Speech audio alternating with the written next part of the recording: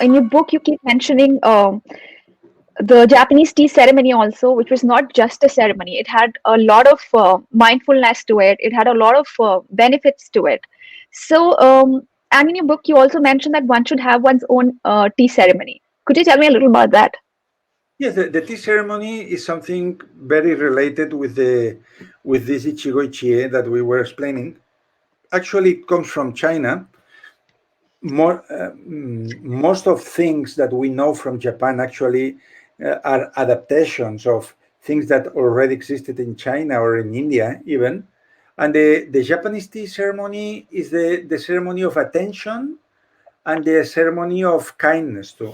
So for me, it's very important when you are having a tea or a coffee or something with your friends around the table, even if it's not in a tea house, that you have the spirit of the chanoyu, that's the Japanese name for the tea ceremony, that is the purpose of bringing souls together. And how we do that? First, not distracting us with other tasks, being totally there with all our attention and everything else aside. And then there is a kind of protocol of rules that the masters of the 16th century wrote and have to do with communication. They say, if you go to the tea ceremony, never talk about politics, never talk about football teams, for instance, nowadays. Don't talk about horrible things that are happening in Washington, here, there, because then what you are sharing is negativity, you are sharing different visions, you are sharing inequality. So when you go to a ceremony like this, you must bring to the table things that bring our souls together. And what kind of things are that?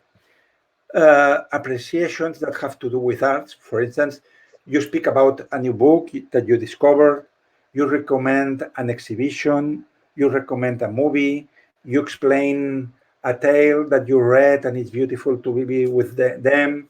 You talk about the weather, you talk about the fineness of the tea, how beautiful is this place, about good memories. And then with this, you create an atmosphere of Ichigo Ichie, of uniqueness, that everyone who is there feel that they are the same and they are together and they are building together this memory that many years after, maybe they will remember this moment in which they had this ceremony. So wonderful. So basically, bring everything positive to the table and forget your phone. And don't put polemic topics on the table. And this is Right. more subtle than it seems. That, of course, if we talk about politics, it's possible that there are people around the table with different visions and voting different parties. That's okay.